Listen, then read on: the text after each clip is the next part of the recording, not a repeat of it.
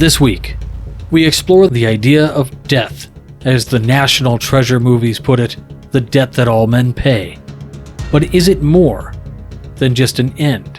What can we know about the topic of death when using the concept of following reason? What do we know about this great transformation? This week, we'll explore just that. Philosophical reason assisted with great quotes and poetic quips. Then, we'll move on and talk about the most misunderstood card in a tarot deck. We've got some news and a whole lot more. Stay tuned. Welcome back to Whence Came You, a Masonic podcast featuring research papers and discussions related to Freemasonry. Here's your host, Brother Robert Johnson. Welcome back. This is episode number 594. I want to thank the producers, fellows, contributors, and legacy partners of the WCY podcast. If you want to learn more about how you can assist the WCY podcast in bringing Masonic education that is trusted and unique and fires on all cylinders, then head on over to WCYpodcast.com, click on support the show, and check out your various options. Other options that help support this show are also through the shop and our bookstore, as well as some of the things that we sell on Skull and Crown Limited. Now there's a link for Skull and Crown right in the About section of our website, and of course I'll put a link to that in the show notes as well if it interests you. It is all handmade quality leather goods that I make all by hand, a labor of love, as anything of quality usually is. In the news, there are still tickets left, very few as I understand it, to MasoniCon Kansas, which is happening on July 29th in Merriam, Kansas. The event starts on July 28th with a meet and greet at Overland Park Lodge, and from 8 to 9, a historical light live episode featuring, I'm guessing, a bunch of really cool stuff with speakers. Then the following day, you've got 5 unique and special speakers, plus the Master of Ceremonies, and a panel discussion. Now, the Master of Ceremonies, TBD, hasn't been announced yet, I should say, and the panel has not been announced yet, but your speakers are Jason Richards, Ryan Flynn, Matt Parker of Nebraska, Michael J. Stoops, past Grand Master, will be zooming in from Ireland, and the always great Brad Drew from Northern Kentucky. If you want to learn more about that, head on over to MasonicConKansas.com. While we're at it, Space Novum's MasoniCon Chicago is happening on September 16th, 2023. I'll be your host and MC for that event.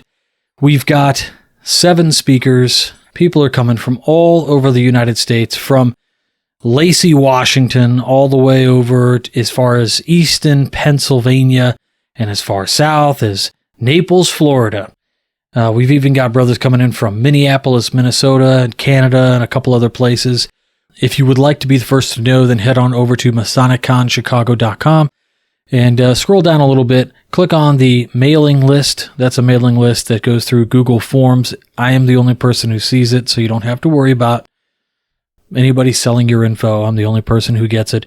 We've got sponsorships available too, from $150 at a bronze level to a $450 gold level. Various things come with those. Of course, you get access to the event and a table and all of that cool stuff. If you are a vendor and you want to be at MasoniCon Chicago, just send us an email, hit the contact button, let me know. We are not charging for vendors at all to be there. So that is excellent. We are also accepting donations for the swag bags. We're going to be having some really cool swag this year, and I'm very excited about it. And some of it is coming from brothers who own shops or lots of memorabilia, and will have one-off things inside of various swag bags. So it's a lot of fun. Now, of course, to get the swag, you got to have a VIP ticket. The VIP ticket is $120. General admission is $80.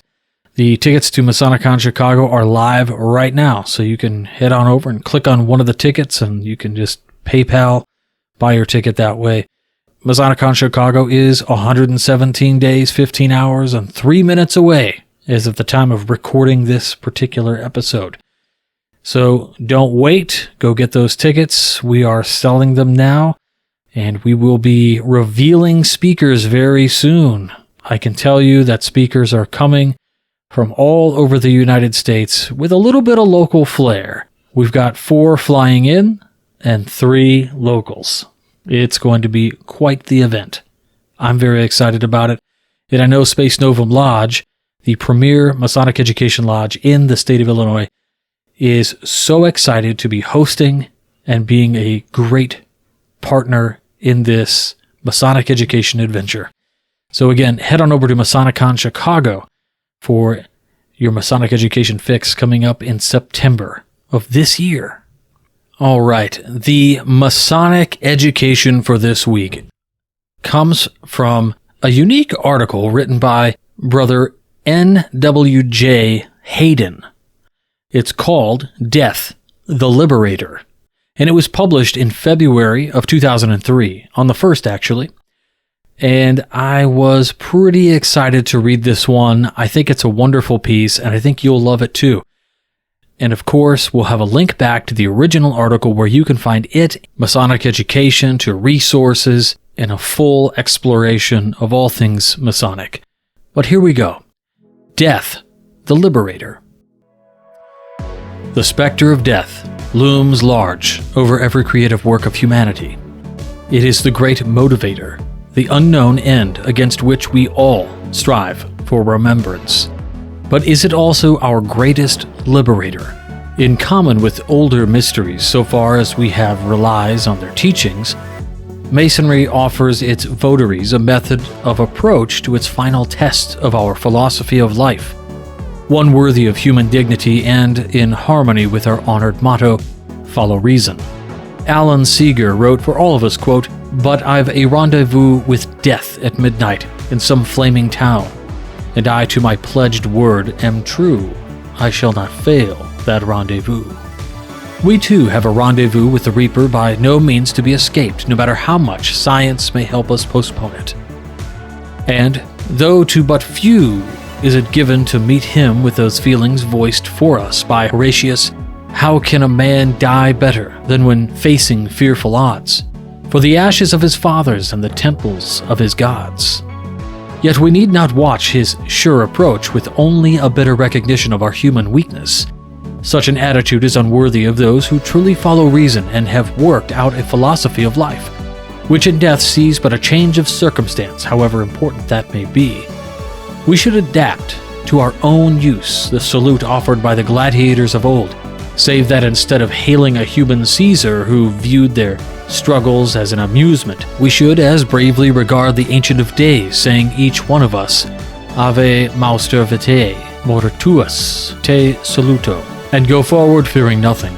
There have been many noble expressions of attitude towards death, and amongst them, that remarkable poem Thanatopsis, written a century ago by a young man of 18, holds a high place with its sonorous phrases, its confidence that finds in facts a firm foundation of faith. Naturally, it reflects at first the somber New England upbringing of its author, but none surpass its conclusion in natural dignity. Quote, "Sustained and soothed by an unfaltering trust approach thy grave, like one who wraps the drapery of his couch about him and lies down to pleasant dreams." End quote. Let us examine our grounds for this trust, that our hope may be reinforced by reason as concrete as by iron rods, and to this end, let me draw attention to an essay by Maeterlinck, to which I am deeply indebted. Death, published by Dodd, Mead and Company, 1912. He writes, quote, "It were a salutary thing for each of us to work out his idea of death in the light of his days, and the strength of his intelligence, and learn to stand by it. He would say to death, I know not who you are, or I would be your master, but in days when my eyes saw clearer than today, I learnt what you are not. That is enough to prevent you from becoming my master." He would thus carry, imprinted on his memory, a tried image against which the last agony would not prevail, and in which the phantom-stricken eyes would take fresh comfort.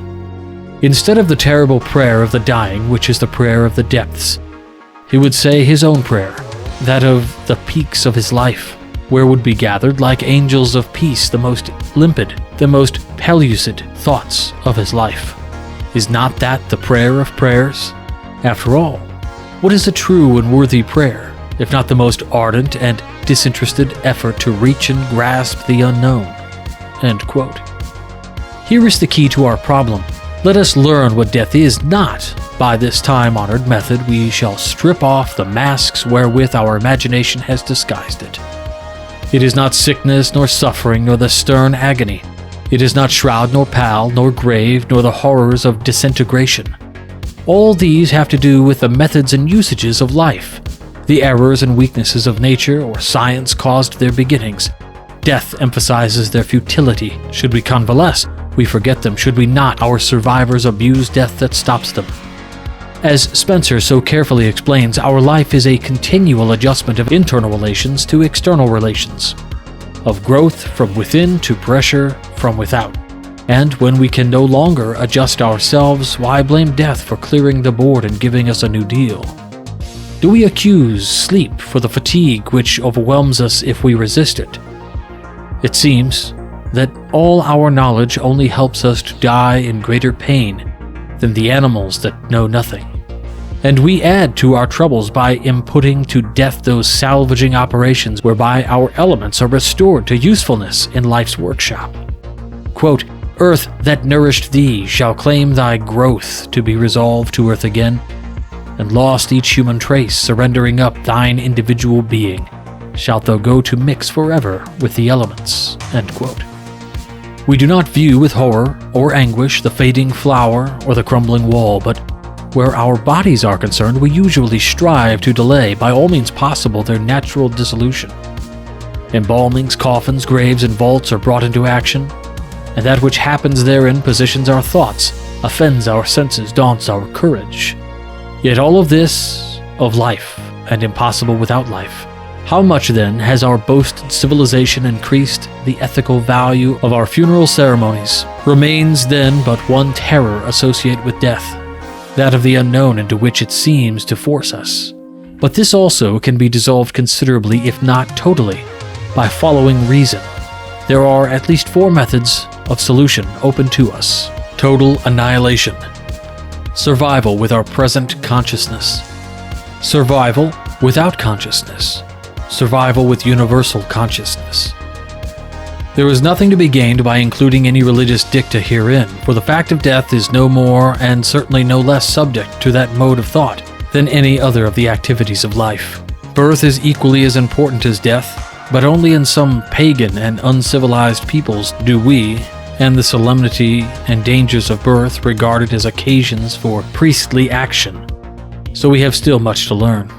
Annihilation is not only unthinkable, it is a blunder. Infinite change, yes, surely. Nothing of him that doth fade but doth suffer a sea change into something rich and strange. Endless diversity of place and condition. But to suppose non-existence is to try to limit infinity, and since a state of nothingness cannot be at all, that at all events it cannot make death terrible, as Sir Edwin Arnold has written. Quote, "Never the spirit was born, the spirit shall cease to be never. Never was time, it was not. End and beginnings are dreams. Birthless and deathless and endless endureth the spirit forever. Death hath not touched it at all, dead though the house of it seems." End quote. The next alternative, survival with our present consciousness, involves that ancient puzzle, what am I? For most of us, I becomes identified with memory. I cannot be body or mind, for we know that they are constant, only in changing.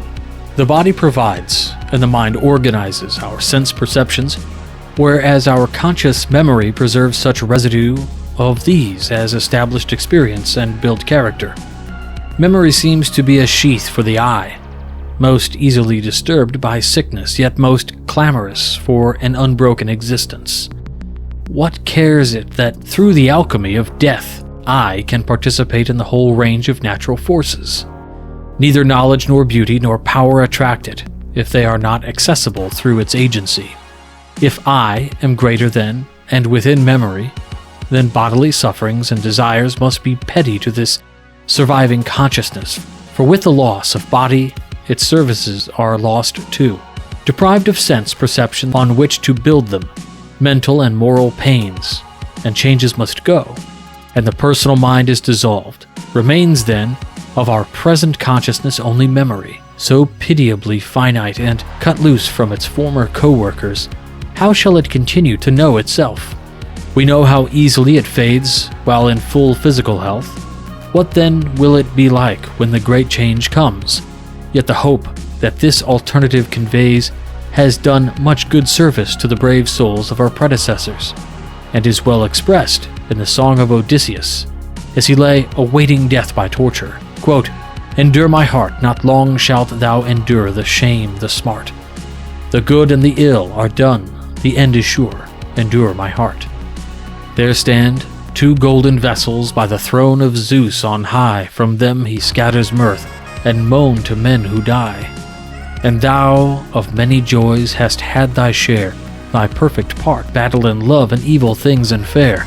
Endure my heart. Fight one last greatest battle under shield, wage that war well, then join thy fellows in the shadowy fields of Asphodel. There is a kingly Hector. There the men who fought for Troy. Shall we not fight our battles o'er again? Were that not joy?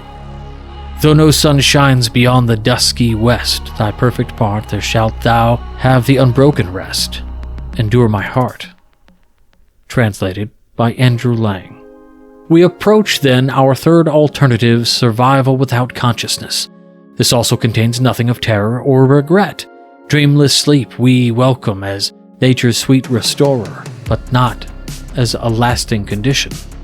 Such an expectation does not consort with ideals fit for ordinary healthy men and women, much less for builders. A little further analysis shows us that by this alternative we imply really the direct negative of our second alternative. Rather, we feel opening to our vision, that which contains the awfully possible satisfaction for which all seem to be struggling.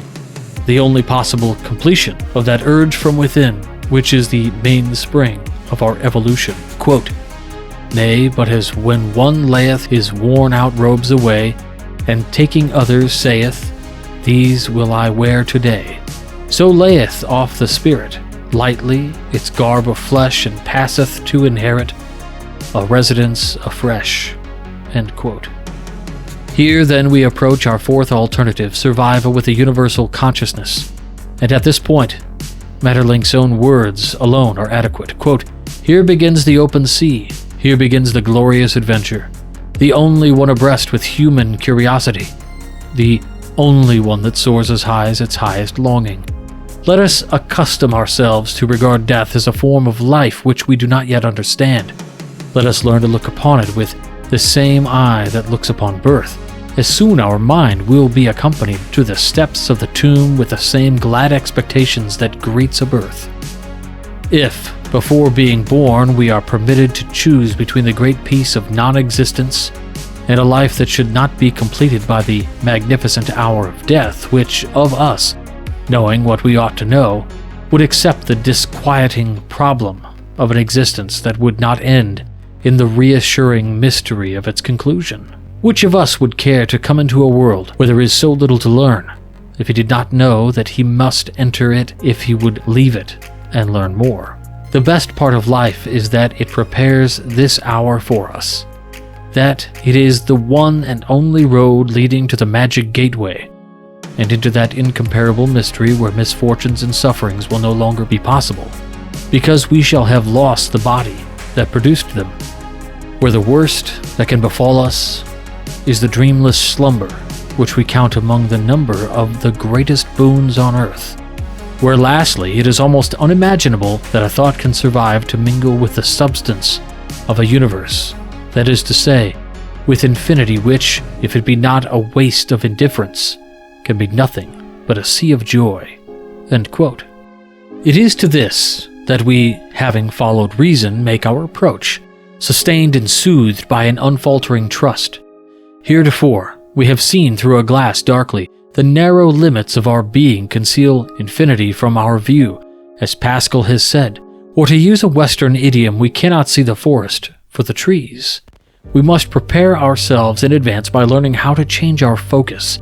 For example, when we look through a screen door, we see the garden through a faint blur of lines.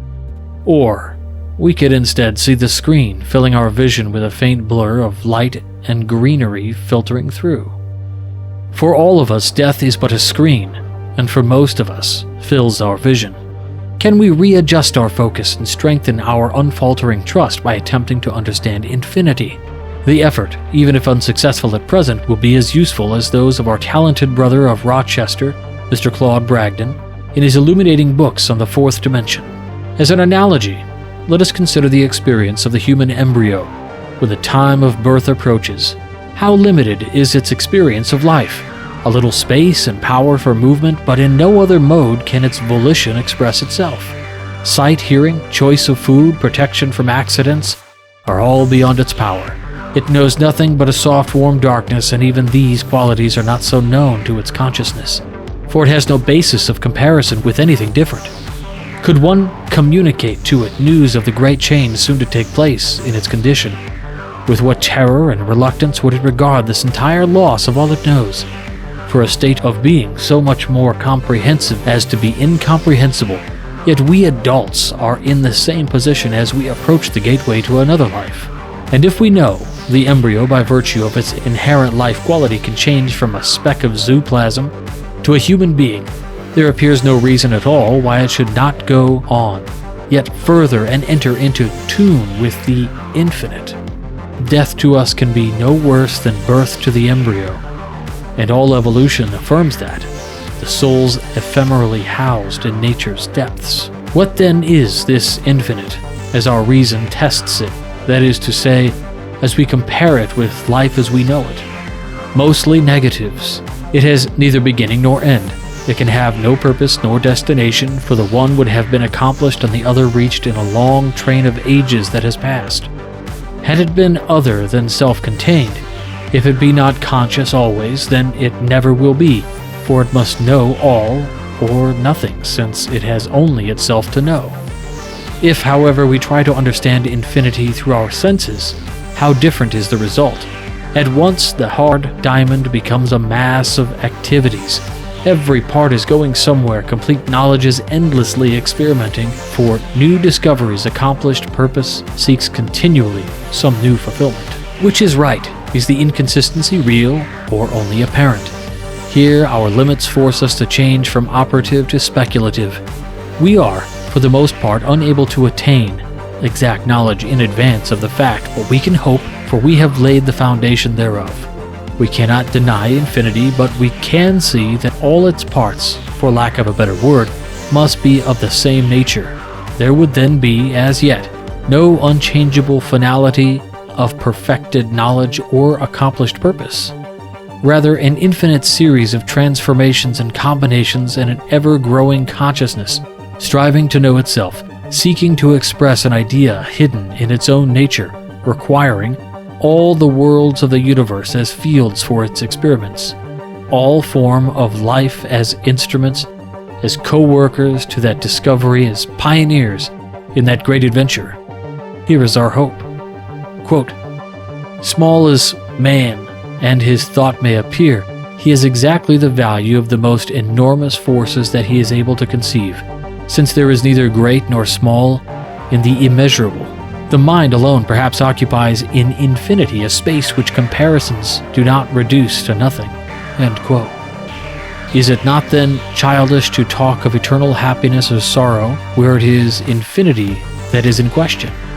Our ideas of these conditions are so human, so specialized, they are based so entirely on the implication that the laws of our life here shall govern our life under all other conditions.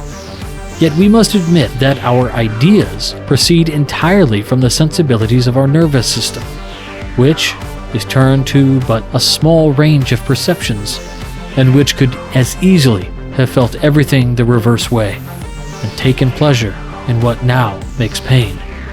Much wiser, then, is it to follow reason, and recognize that it would need but a trifle, a few papillae more or less to our skin, the least modification of our eyes and ears to turn the temperature, the silence, and the darkness of space into a delicious springtime, an unequaled music, a divine light. We can then readily persuade ourselves that the catastrophes we think we behold are the acts of life itself, that even the collision and pulverizing of worlds marks the beginning of some new and marvelous experiment, that all is but birth and rebirth, a departure into an unknown filled with the anticipation of that far-off divine event to which the whole creation moves. Some immense festivals of mind and matter in which death, the liberator, thrusting aside at last our two enemies, time and space, will soon permit us to take our proper part as fellows of the craft, of which the great architect is the master. Well, there you have Death, the Liberator. I rather enjoyed this. It does speak to death in the same way that I personally view it, as a change, the thing that leads to the great next place. If you are a fan of Indiana Jones, then maybe you remember that famous line by Ohan, the old friend, who said something along the lines of, "The last great adventure, I go first, Indy." And of course he dies. Two things that stick out about this article for me are the ideas that we place on the ideas of whatever comes next. We base this on our current understanding of how we are, live, and exist within this reality. The second thing that jump out to me is this wonderful idea of a fear that the embryo might feel being born might be the same as the fear that we feel as we move toward the next change. As humans, it is something we all have to confront.